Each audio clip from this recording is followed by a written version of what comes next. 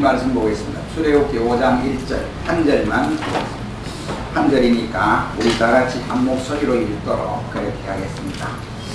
87페이지가 되겠습니다. 구약성경 87페이지 출애굽기 5장 1절이 1절 한 절만 보겠습니다. 다 찾으신 줄 알고 우리 한 목소리 읽겠습니다. 시작. 그 후에 모세와 아론이 가서 바로에게 이르되 이스라엘 하나님 여호와의 말씀에 내 백성을 보내라. 그들이 광야에서 내 앞에 절기를 지킬 것이니라. 하셨나이다. 아멘.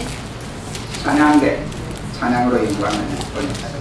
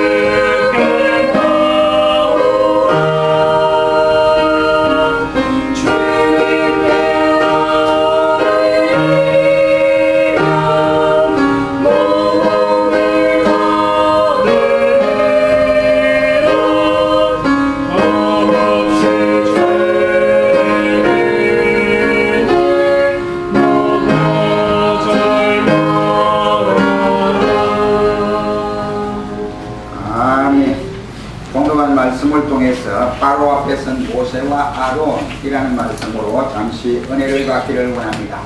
하나님의 명령을 받은 이 아론이 이제 형 아론으로서 그 모세를 맞이하기 위해서 광야로 나갔습니다. 그리고 그들이 마주쳐서 이와 같이 아론이 모세를 보자 벌써 안고 입을 맞추면서 상봉의 기쁨을 나누기 시작했습니다. 모세는 그 아론에게, 자기 형 아론에게 하나님께서 자기에게 전하여 준바 사명을 낱낱이 이야기하고, 하나님이 우리를 통해서 동족 이스라엘의 해방과 출애굽에 대한 하나님의 뜻을 낱낱이 그의 형 아론에게 전했습니다. 모세와 아론은 이제 지체할 것 없이 애국으로 돌아와서 이스라엘 장로들 불러 모아놓고 말하기를 여호와께서 모세에게 명하신 모든 말씀을 다 전했다라고 성경은 말씀을 하고 있습니다. 그때의 모세의 이적을 저들이 보고 백성들이 믿고 하나님께 머리 숙여 경배했더라고 하는 것이 전장 마지막 부분에서 말씀을 하고 있습니다.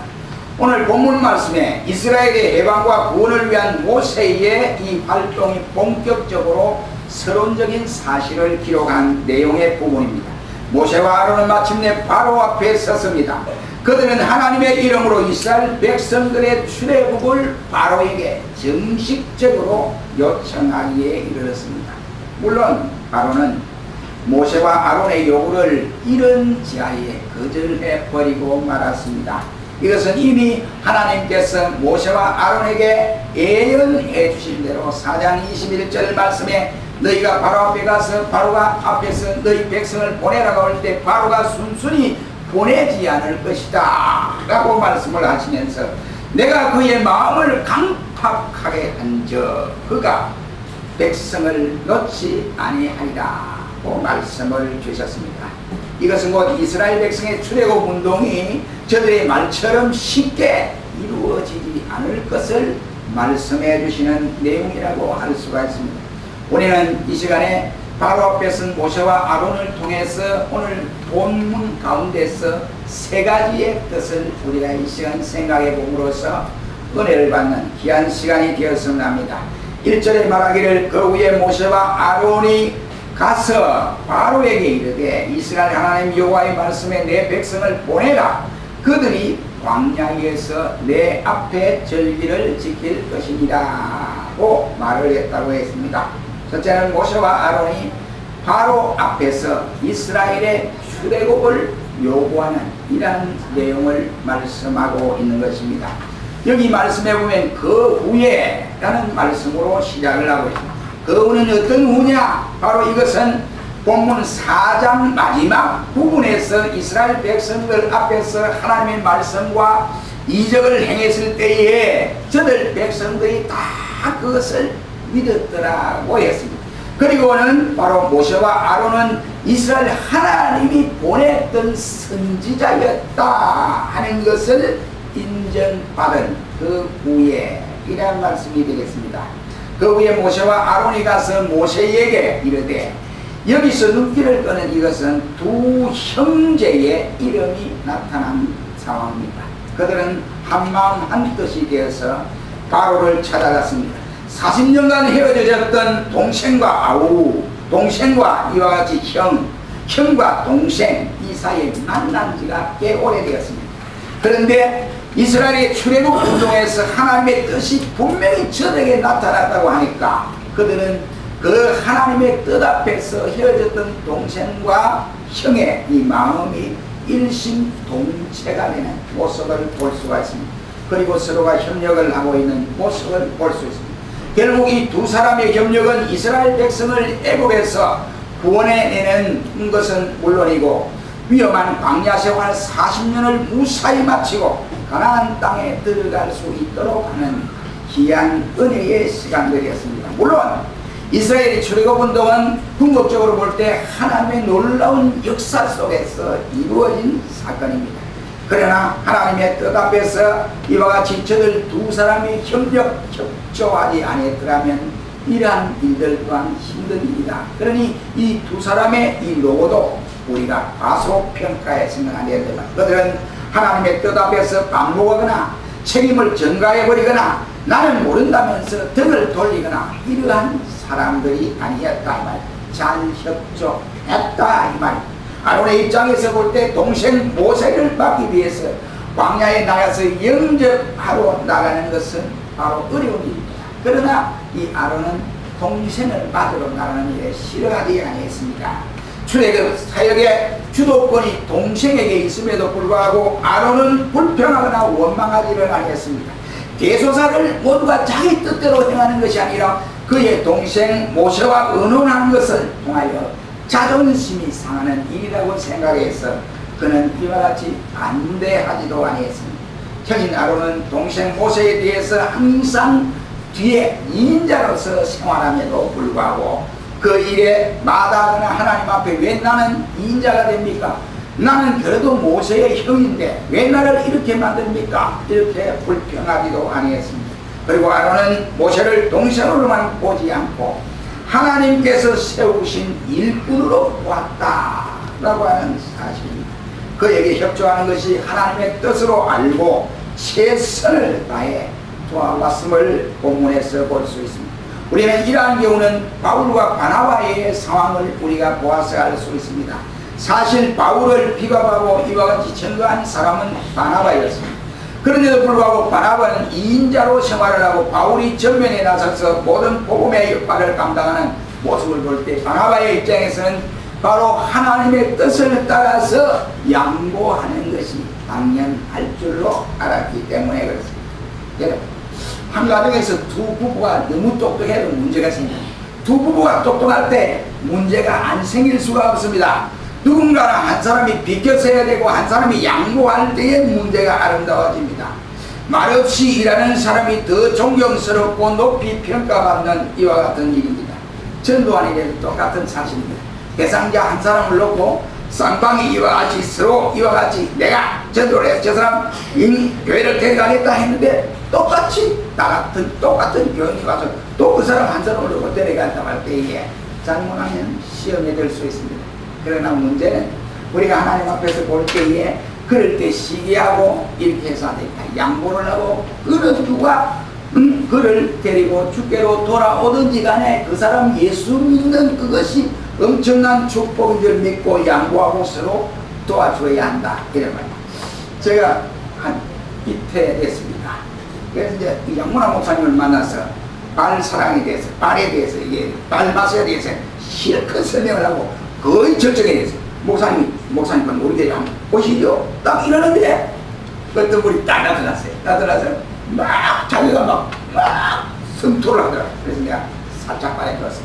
빠져들었는데 내가 생각하기에 그때 섭섭하더라고요.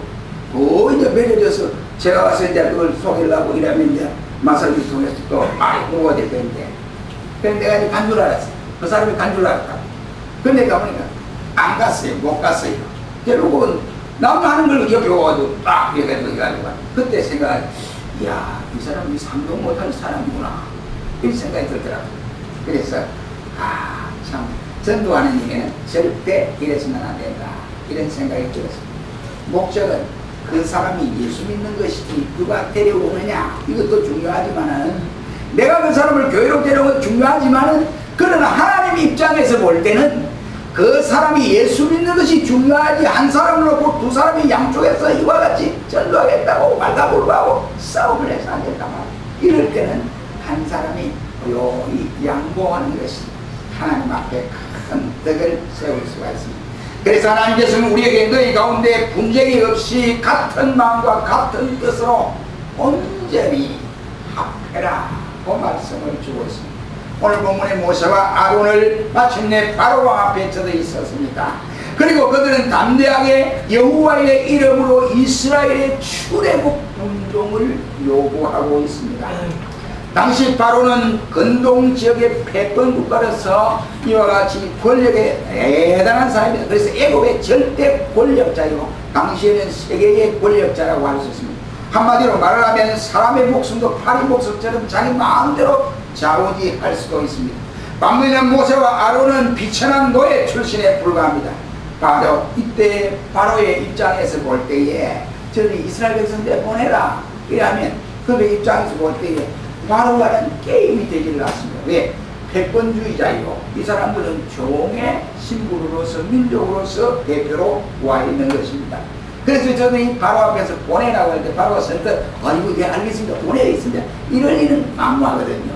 그래서 모세와 아론은 만왕의 왕이신 하나님으로부터 이스라엘을 애굽에 이와 같이 압제로부터 해방하라고 하는 이 사명을 부여받고 바로 앞에 당당하게 쓴 것입니다. 떨리기도 했을 것이고 겁나기도 했을 것입니다. 그러나 모세와 아론은 물러설 수가 없었고 두려워할 수도 없었습니다. 그들은 당당했다. 우리는 여기서 배워야 할 것이 성도들은 그리스도의 영적 군사로 부름을 받은 백성이다는 사실입니다. 이단과의 영적 전투는 쉬운 상대가 아닙니다. 더구나 사탄과의 싸움은 우리가 쉬운 상대가 아니다. 사탄은 광명의 천사로 둔갑을 해서 우리보다 강하고 뛰어납니다. 그러나 우리는 예수 그리스도의 바로 그 더욱 강한 능력을 힘있게 될 때 우리는 두려움 없이 모든 일을 감당할 수 있습니다. 우리는 약하지만은 예수님의 능력으로 넉넉하게 이길 수 있다고 성경은 우리에게 가르쳐주고 있습니다. 믿음으로 승리할 수 있다고 하는 이 확신을 가지고 우리 반대해야 한다. 이런 모세와 아론은 내 백성을 보내라는 하나님의 말씀을 전했습니다. 이 내 백성은 하나님의 선민 이스라엘을 말하고 있습니다. 이 표현은 이스라엘과 하나님과의 관계가 친밀한 관계였다는 말씀을 묘사합니다. 그리고 이방인 바로가 그를 붙잡고 있을 권리가 없다는 사실을 말씀하고 있습니다. 이스라엘은 당신 백성이 아니고 하나님 자신의 백성이다. 그러니 당신이 왜 당신 백성이 아닌 사람을 꽉 잡고 있느냐, 나 줘라. 그래서 우리가 그들을 데리고 가겠다, 이런 말이 되겠습니다. 그러나 저들은 지금 노예 생활을 하고 있습니다. 그들의 정황은 비참할 수밖에 없습니다. 전우자고해서 어디에서도 그들을 도와줄 사람은 아무도 없습니다. 그들은 범죄자들입니다. 그러나 분명히 말씀하기를 하나님의 백성, 하나님의 자녀라고 말씀을 합니다. 그렇다면 우리는 어떻습니까? 우리는 누굽니까? 우리도 하나님의 자녀입니까? 확신 맞습니까? 언제부터 우리가 하나님의 자녀가 됐느냐? 여러분 스스로 한번 생각해 보세요. 나는 언제부터 하나님의 자녀가 되었느냐? 그렇다면 나는 믿기 전에, 예수 믿기 전에 누구의 자녀였는가? 예수 믿기 전에 누구의 자녀였습니까? 네? 예수 믿기 전에 누구의 자녀였습니까? 누구의 자녀였습니까? 뭐 우리끼리 있을 때는 틀려도 괜찮아. 누구의 자녀였습니까? 예수 믿기 전에 누구의 자녀입니까? 모르겠어요. 어이 큰일 났네. 이대가 있으려고 막 헛소리야. 누구의 자녀였나 이 말이죠. 에베소 1장 4절 이하의 말씀에 우리는 분명히 말씀, 예수 믿기 전에도 만세전에 우리를 예정하사 예수 안에서 우리를 택정해 주었다 이 말이에요. 그런데 우리가 예수 믿기 전에 바보 같은 일을 했거든요. 그러니까 하나님을 믿어야 하는데 하나님을 믿기 전에는 우리가 그걸 모르고 마귀의 종이 되어서 마귀의 역할을 이렇게 감당했지 않습니까? 그렇다고 한다면 이 사실을 우리가 놓고 볼 때 마귀 자녀가 아니라 우리는 예수 믿기 전에도 하나님의 자녀였는데 우리가 예수 믿은 이후에 이 사실을 발견하니까 너무너무 하나님의 은혜다 하는 것을 알게 됩니다. 그래서 갈라디아 1장 8절 말씀에는 말하기를 너희가 그때에 하나님을 알지 못하여 본일상 하나님의 아닌 사람에게 종노릇 하였더니 라고 말씀을 하고 있습니다. 세상에도 양부모가 있는 사람들이 있잖아요. 그렇죠? 그 양부모를 자기 부모로 모시고 이렇게 해서 친부모처럼 이렇게 모시고 살아가는 사람들도 얼마나 많습니까? 그러니 내가 몰라서 마귀의 종노릇 한 것 우리는 회개할 수 있어야 한다 있는 말. 하나님께서 이스라엘을 자기 백성으로 삼으신 이유가 무엇입니까?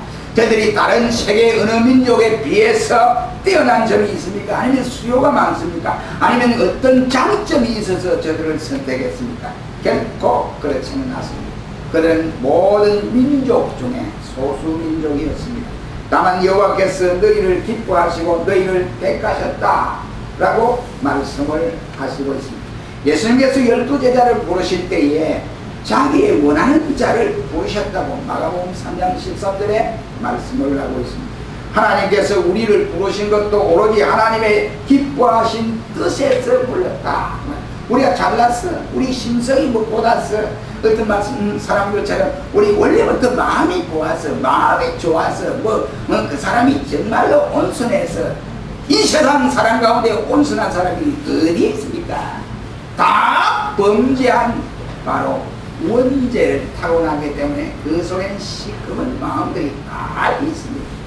그래서 그러한 우리를 하나님이 불러주는데 우리가 지혜로워서 부른 것도 아니고 우리가 정직해서 부른 것도 아닙니다. 오히려 그 반대라 이 말이에요. 죄 많고 교만하고 욕심 많고 추하고 냄새나는 우리입니다. 그런데도 하나님은 바로 우리가 좋답니다. 우리가 좋아서 어쩔 줄 모르는 분입니다. 그래서 자기의 독생자를 아끼지 아니하시고 우리를 위해서 희생물로 내어주셨다라고 했습니다. 그러니 오로지 하나님의 은혜요 축복인 것을 믿으시기를 축원합니다. 우리가 한량없는 은혜 자랑할 수 없는 것이 우리에게는 많습니다. 그런데도 하나님이 우리를 선택했다. 그러니 우리는 어떻게 했냐? 교만해서 안 된다. 그러므로 늘 감사하고 겸손하고 충성해야 하지 않겠습니까? 우리 성경 에베소 2장 8절에 너희가 그 은혜를 내가 믿음으로 말미암아 구원을 얻는다는 이것이 너희의 뜻이 아니라 하나님의 뜻이었다고 했습니다. 그러므로 너희에게 난 것이 아니요 하나님이 우리에게 베풀어 주신 선물이었다라고 했습니다. 로마서 4장 2절 말씀에는 만일 아브라함이 행위로서 의롭다 하심을 얻었으면 자랑할 것이 있어서려니와 하나님 앞에서는 없다라고 말씀을 하고 있습니다. 하나님의 은혜를 알고 일을 하는 자와 하나님의 은혜를 모르고 일을 하는 자와의 차이는 크게 차이가 있습니다. 그러니 우리가 하나님의 은혜를 알고 하나님의 은혜를 임입고 일을 하는 우리 모두가 될 수 있기를 주님의 이름으로 축원합니다. 그다음 두 번째는 2절에서 바로가 가로되 여호와가 누구간데 내가 그들을 그 말을 듣고 이스라엘을 보내겠느냐 나는 여호와를 알지 못하니 이스라엘도 보내지 아니하리라 해서 여기에 모세와 아론이 출애굽 요구에 대해서 바로의 반응이 나타나는 모습이 2절입니다. 바로는 모세와 아론으로부터 내 백성을 보내라 이 하나님의 뜻을 전달했고 그때에 여호와가 누구건데 바로 그 말을 내가 듣고 이스라엘 백성을 보내겠느냐 라고 말씀을 하고 있습니다. 하나님의 요구를 이런 지하에 거절해버리고 말았습니다. 여기 여호와가 누구건데 이 말은 여호와가 누구냐 이란 말이고 다시 말을 하면 너희가 내 백성 내가 너희 백성을 다 이와 같이 종살이로 붙들고 내가 다 관리를 하고 내가 관장을 하고 있는데 그분이 누군데 대간절 그 사람이 누군데 그러느냐 이 말이에요. 고대 세계의 최대 왕국의 절대 권력자라서 교만한 바로가 애국의 신도 아닌 너의 노예의 신이 끝까지 끝 이런 말입니다. 다시 말하면 예수님 하나님 앞에서 조롱하는 말이다 이런 말입니다. 노예의 신이 신인가? 그러니 최강대국의 신이 아니냐 이런 빗대어서 하는 말입니다. 강력한 애국의 신에 비거가 되겠느냐 이런 말입니다. 비난의 말입니다. 바로는 교만하여 여호와가 누구냐라고 이렇게 비난하고 조롱을 했습니다. 그러나 그는 그가 무식한 여호와 하나님의 재앙 앞에서 장자가 죽는 이러한 일을 당하기까지 열 재앙을 차곡차곡 당하는 괴로움을 맛보아야 했습니다. 그래서 그가 이와 같이 그 열 재앙을 맛보고 난 다음에 백기를 들고 네 백성을 데리고 가거라 라고 말씀을 했습니다. 그의 권세가 막강하다 한들 하나님 안에서는 아무것도 아니다 이 말입니다. 누구 안에서는 권세가 대단하리요. 그런데 그 권세가 그랬고 벨사살 왕의 권세가 그랬습니다. 그들은 교만하여 하나님의 심판을 받았습니다. 그가 마음이 이와 같이 높아지며 뜻이 강팍하여 교만을 행함으로 그 왕위가 패한 바가 됐다고 다니엘서는 밝혀집니다. 벨사살 왕은 자기의 왕권을 믿었습니다. 그는 견고한 도성들을 믿었고 바벨론이 이와 같이 세계의 패권자다 하고 저는 큰 소리를 쳤습니다. 그는 전시에 대연을 베풀어서 교만해서 우쭐댔습니다. 그러다가 결국은 그날 밤에 망하고 말았습니다. 바로도 똑같다는 말이에요. 이 세상에 많은 사람들이 강한 사람이다. 이거는 누구도 넘볼 수 없는 사람이다 라고 해도 그들이 모두가 하나님 앞에 바로처럼 깨어질 때 다 그렇게 떨어지고 만다 이 말이에요. 사랑하는 성도 여러분, 이 세상에서 가장 무서운 죄가 무엇인지 아십니까? 이 세상에서 가장 어리석은 자가 어떤 사람이냐 하는 것입니다. 그것은 다름 아닌 절대자 하나님을 무시하는 교만한 사람, 교만죄에 빠진 사람, 하나님 앞에 교만하다가 망한 자가 바로 어리석은 자임을 말씀하고 있습니다.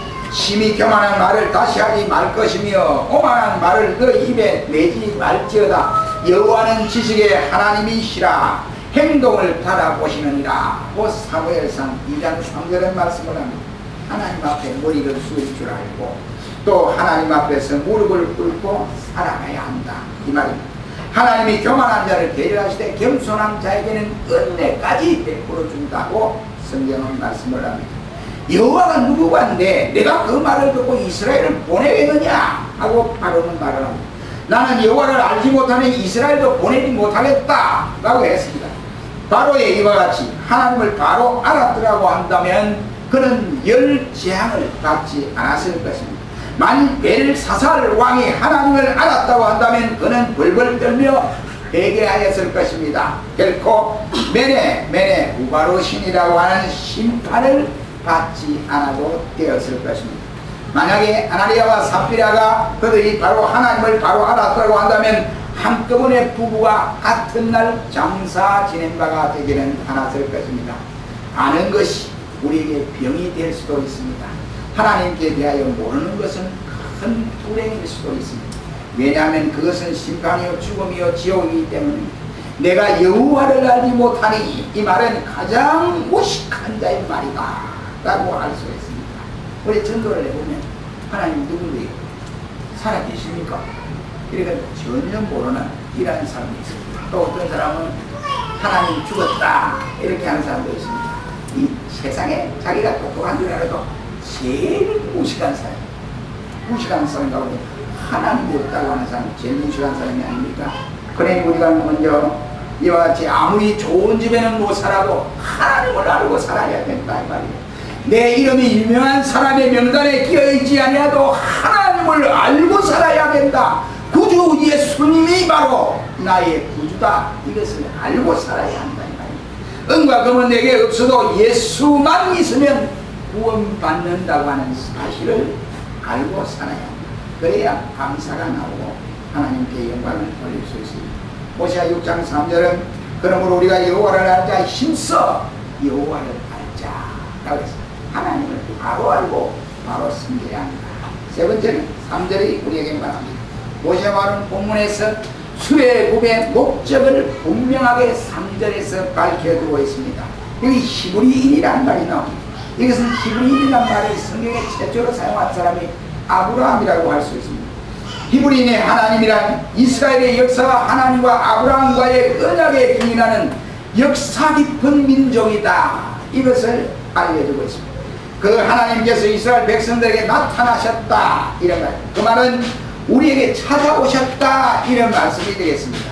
하나님의 의지를 더욱 강조해 주고 있습니다. 따라서 그들은 하나님의 뜻을 이루기 위해서 기코 광야로 가서 희생 제사를 드려야 한다 이런 말. 우리 하나님 여호와께 희생 제사를 드리러 오니 우리는 가기를 허락하소서. 이런 모세와 아론은 바로에게 하나님께 희생 제사를 드릴 수 있도록 허락해 달라고 말씀을 하고 있습니다. 만일 그들이 하나님에게 희생 제사를 드리지 않으면 온연이나 칼로 치실까 두렵다 라고 말을 하고 있습니다. 여기 모세가 이와 같이 아론이 바로 앞에서 이렇게 말을 한 것은 바로 심판이 두려워서가 아니라 출애굽의 당위성을 설명하는 내용이라고 할 수 있습니다. 왜냐? 하나님께서 이스라엘 택하신 이유는 그들로 하여금 하나님을 섬기게 하기 위해서 선택한 백성이다 이 말입니다. 오늘날과 똑같은 내용이라고 할 수 있습니다. 우리는 하나님을 섬기도록 선택함을 받았고 부름을 받았습니다. 이것이 가장 큰 하나님이 우리를 부른 목적이다 이런 말입니다. 그게 뭡니까? 그것은 바로 우리 성도들이 하나님 앞에 대표적으로 말을 하면 예배하는 일에 소홀함이 없어야 한다 이것을 말합니다. 바로 성도 여러분, 구약시대의 이스라엘 백성들이 드린 희생 제물이 무엇입니까? 그것은 바로 오늘 우리가 하나님 앞에 드리는 예배다 라고 말을 할 수 있습니다. 그렇다면 오늘 우리는 구약시대의 희생 제사를 드렸던 이스라엘 백성들처럼 정성으로 그러한 정성으로 온전히 드려지고 있느냐 하는 것입니다. 그렇게는 못한다 할지라도 요한복음 4장 24절에 말씀한 대로 신령과 진정으로는 하나님 앞에 드려야 그 예배를 헌명하게 됩니다. 정녕 오늘 우리는 정말로 신령과 진정으로 예배하고 있을까 하는 것입니다. 안타깝게도 예배에 대한 관심과 열심히 점점 식어가고 있는 모습을 봅니다. 옛날에는 뭐 교회가 이 시골에는 뭐 금마다 뭐 년마다 이렇게 동네마다 있는 데도 있지만은, 그렇지만 그 면에 한 무게 정도 있는 데, 동네에서 한 30리, 40리 걸어가서 이래가지고 예배를 드리게 했습니다. 그 새벽 기도도 안 빠지고 잘나간 거예요. 근데 그 나가는 길이 요즘처럼 아스팔트가 되어 있고 길이 고든 길입니까? 아닙니다. 산을 넘고 이렇게 꼬불꼬불한 그런 길도 이거 새벽기도 갔다 오고 주일 예배 갔다 오고 딱 수요일 예배 드리고 이렇게 한다고요. 그래 하는데 요즘처럼 이렇게 편하게 예수 믿는 데가 참 없다고 보여집니다. 그런데도 많은 사람들이 예배에 등한하는 모습을 봅니다. 주일날 교회 아닌 다른 곳에 가는 성도들도 없지 않아 많습니다. 공부 때문에, 장사 때문에 내가 문을 열어야겠으니 하고 일하는 분들도 많습니다. 주의를 지킨다면서도 이와 같이 온전히 지키지 못하는 분들이 많다. 우리가 오늘까지 살아오면서 우리 어떻게 생활했느냐, 이거 한꺼번에 지키려면 힘이 들고 그 다음에 노초되거든요. 그러니 하나씩 고쳐나가는데 한 달에 한 번 나오던 분이 이제 2번 나오고, 그렇게 하다가 또 2번 나오던 분이 이제 3번 나오고 4번 나오고 이렇게 고쳐나가야 우리가 감당할 수 있다, 이런 말입니다. 우리가 항상 하나님 앞에 예배하는 시간에 우리 바로 예배를 드려야 한다. 그리고 예배를 드리는 데에 우리가 옆 사람과 이야기하는 사람들도 예배 시간에 막 이 휴대폰 들고 이와 같이 만지는 사람도 별의별 사람이 다 있다고. 그러나 우리 하나님 앞에 그것은 합당하지 않다. 예배 시간은 합당하게 예배를 드리라. 그리고 우리가 빈손으로 하나님 앞에 오지 말라라고 우리 성경 말씀을 하고 있습니다. 여러분, 주전 586년에 남쪽 유다 나라가 망한 원인이 어디에 있다고 여러분 봅니까? 오늘 우리나라를 쳐다보면 정말로 한심스럽고 한심한 말입니다.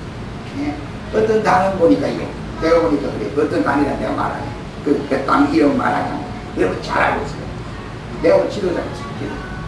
지도자. 그래가지고 안 됩니다. 내가 볼 때 그런 지도자가 아니고 국민들 앞에서 대표적으로 나오지. 내가 볼 때는 정말로 안타까워요.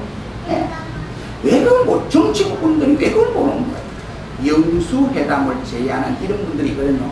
영수회담이란 말은 합당한 말이 아닙니다. 그러면 한쪽에 대표자는 제껴버리고 자기들 둘이 한다는 이런 말이거든요. 영수회담. 그래서 자기들이 이제 반박하는 거. 영수회담은 박근혜 대통령이 전에 대통령 되기 전에 한나라당을 다 자기가 컨트롤할 때 그때 영수회담 노무현한테 하자해서 했지 않느냐. 그런데 그거 영수회담 아닙니다. 그건 맞아요. 출발은 맞습니다. 박근혜가 그 당시에 한나라당의 총재 대표자가 되었기 때문에 그런 거예요. 영수회담은 대표자들이 모여가는 거예요. 그러면 그 이제 최고 대표자들이 그 당의 최고, 다른 사람 보면 안 되는 거예요. 그 영수회담. 그렇습니다. 그러면 한쪽 여당의 대표를 빼버리고 하면 이거 어떻게 되겠습니까? 정신하는 거예요. 내가 그러죠. 그래서 나는 손 앞에 와야 그래도 파트너가 된다. 됐습니다. 아무튼 여러분 생각하는 뭐라도. 그러면 지금 그렇습니다. 그래서 나라가 시끄럽습니다. 그런데 여러분 보세요. 정신을 차려야 됩니다. 예수쟁이들이 주전 586년에 남쪽 유다가 멸망한 것이 무엇 때문에 그랬느냐 이 말이에요. 그게 왜 그러냐? 하나님 앞에 예배를 잘못 드리게 됩니다. 예배를 잘못 드리게. 그것이 에레미야 11장 10절로 11절에 나옵니다. 그것은 하나님 대신에 우상을 섬겼습니다. 결국 그 죄 때문에 유다가 멸망하게 이르는 것입니다. 성도가 예배를 소홀히 하거나 무성히 하면 하나님의 심판을 받습니다. 모세와 아론이 광야에 가서 희생 제사를 드리겠다는 이러한 각오를 받아서 정성스럽게 예배하는 하나님의 성도들이 되어야 된다 이 말이에요. 이렇게 여호와의 이름에 합당한 영광을 그에게 돌릴지어다. 예물을 가지고 그 앞에 들어갈지어다. 아름답고 거룩한 것으로 여호와께 경배하라고 역대상 16장 29절은 밝혀드립니다. 늘 제가 예배에서 모으자는 모든 것을 수고한 것이다. 이렇게 강조를 해왔습니다. 예배가 얼마나 중요하냐 이런 것입니다. 하나님의 뜻이라면 모든 성도가 한결같이 한 마음으로 이루어져야 됩니다. 그래서 서로 협력하고 협조하고 이런 교제가 필요해요. 그게 하나님 좋아하는 거예요. 그 다음에 우리 하나님을 바로 알고 우리가 섬겨야 됩니다. 구원의 은혜에 감사하여 하나님의 일을 우리가 잘 구원의 은혜를 모르면 열심이 없습니다. 구원의 은혜를 모르면 감사가 나타나지 않습니다. 뭘 보고 감사합니까? 구원받은 그 은혜가 가슴에서 십자가의 은혜가 막 용솟지 오를 때 감사가 나오고 헌신이 나오고 이 나온 거예요. 이 구원의 은혜를 우리가 알고 봉사하고 말은 바른 예배관을 가지고 우리가 하나님 앞에 예배해야 된다. 우리 모두가 이러한 예배를 드려서 하나님이 우리에게 알려주는 이 방법대로 감당하는 우리 모두가 되시기를 주님의 이름으로 축원합니다. 우리 다같이 세 가지를 놓고 이 시간 1분 동안 통성으로 기도하겠습니다. 첫째, 우리가 하나님의 뜻이라는 모든 성도들이 하나가 되어서 협력하고 협조하는 우리 자신이 되게 해달라고, 그래서 완전한 거래 운동을 이루게 해달라고 기도하고, 두 번째는 구원의 은혜에 젖어서 하나님 앞에 하나님을 바로 알고 우리 섬겨나가는 우리 자신이 되게 바른 예배관을 가지고 우리가 섬겨나가는 우리 자신이 되게 해달라고 기도하는 시간이 되겠습니다. 주의 합창하고 1분 동안 기도하겠습니다. 주여!